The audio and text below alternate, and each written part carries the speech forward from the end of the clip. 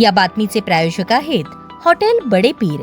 आमचा पत्ता विजापूर वेस आणि दुसरी शाखा जिंदाशाह मदार चौक सोलापूर। विद्यार्थ्यांना विद्यादानाचे धडे देणारे मुख्याध्यापक योगेश पाटील यांनी आपल्या जीवनसाथीसह 2 चिमुकल्यांसह टोकाचे पाऊल उचलल्याने हत्तीज गावावर शोककळा पसरली आहे। पोलीस तपासात त्यांची सुसाईड नोट सापडली असून त्यामध्ये म्हटले आहे, जग मला वाईट म्हणेल पण मी बायको मुलांना एकटे सोडून जाऊ शकत नव्हतो अशा शब्दात आपल्या भावना व्यक्त करत पत्नी आणि मुलांना आईस्क्रीम मधून द्रवपदार्थ दिला आणि स्वतः गळफास घेतल्याचे प्राथमिक तपासात समोर आले आहे। योगेश पाटील हे नंदुरबार जिल्ह्यातील चौगाव बुद्रुक येथील जिल्हा परिषद शाळेत मुख्याध्यापक होते। शाळेला सुट्टी असल्याने ते काही दिवसांपूर्वी हत्तीज येथे आले होते। जनगणनेचे काम पूर्ण करून ते घरी परतले होते। एका शिक्षकाने पत्नी आणि 2 निष्पाप मुलांसह आयुष्य संपवल्याच्या घटनेने हत्तीज गावासह बार्शी तालुका सुन्न झाला आहे। पोलीस तपासात योगेश पाटील यांना शेअर बाजारातील व्यवहारात मोठे आर्थिक नुकसान झाल्याची माहिती समोर आली आहे। सुमारे 1,80,00,000हून अधिक नुकसान झाल्याची चर्चा असून त्यामुळे ते काही महिन्यांपासून मानसिक तणावाखाली होते। काही दिवसांपूर्वी आईकडून मिळालेली मोठी रक्कम नुकसान भरून काढण्याच्या उद्देशाने त्यांनी पुन्हा गुंतवल्याचे सांगितले जात आहे। मात्र त्यातही नुकसान झाल्याने आर्थिक अडचणी वाढल्या होत्या। मित्र, नातेवाईक, परिचितांकडूनही त्यांनी पैसे घेतल्याची माहिती तपासात पुढे येत आहे। 13 जोडपानावर सुसाईड नोट लिहिल्याचे पोलिसांच्या तपासात समोर आले आहे। या नोटमध्ये त्यांनी म्हटले आहे, जग मला वाईट म्हणेल पण मी बायको मुलांना एकटे सोडून जाऊ शकत नव्हतो।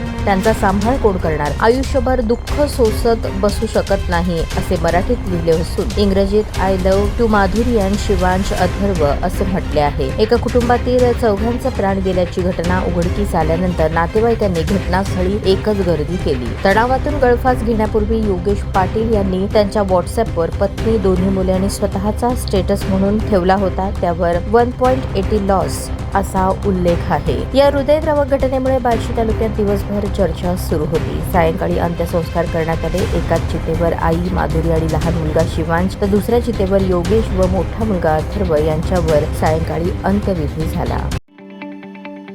ताज्या बातम्या पाहण्यासाठी प्राईम महाराष्ट्र न्यूज चॅनलला सबस्क्राईब करा।